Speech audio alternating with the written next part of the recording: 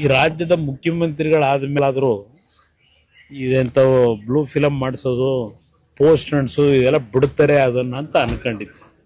ಆ ಕೈಯಲ್ಲಿ ಇನ್ನೂ ಹೋಗಿಲ್ಲ. ನಂದು 100 ಎಕರೆ ಅಂತ ಅದೇನೋ ನಿಖಿಲ್ದು ನಂದು ಹಾಕೋರಲ್ವೇ. 46 ಎಕರೆ 40 ವರ್ಷದ ಹಿಂದೆ ಕಷ್ಟಪಟ್ಟು ಸಂಪಾದನೆ ಮಾಡಿರೋ ಜಮೀನು. ಅದು ಬಿಟ್ಟು ನನ್ನ ಹೆಸರಲ್ಲಿ ಇನ್ಯಾವ ಜಮೀನಿದೆ? 100 ಎಕರೆ ಅಂತ ಹಾಕೊಂಡವ್ರಲ್ಲ ಪೋಸ್ಟ್ರಲ್ಲಿ.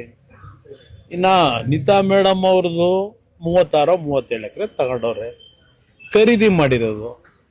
ಖರೀದಿ ಮಾಡಿರೋ ಜಮೀನ ಯಾವನೋ ಪೋಸ್ಟ್ ಹಾಕೊಂಡು ಅವ್ರ ಹೆಸರಿನಲ್ಲಿ ಹಾಕ್ಬಿಟ್ಟು ನನಗೆ ಜಮೀನು ಕೊಡಿಂದ್ರೆ ಬೆನಗಾನಹಳ್ಳಿಲಿ ಸತ್ತೋದವ್ರು ಹೆಬ್ಬೆಟ್ಟು ತೋರಿಸಿ ಜಮೀನು ತಗೊಂಡಂಥ ವ್ಯಕ್ತಿ ಈ ಪೋಸ್ಟ್ನ ಈಗ ಅವ್ರ ಬೆಂಬಲಿಗೆ ಹೇಳಿ ಹಾಕ್ಸ್ಕೊಂಡು ಇದರಲ್ಲಿ ಪ್ರಚಾರ ಮಾಡ್ತೀನಿ ಅಂದರೆ ಜನ ನಂಬ್ತಾರ?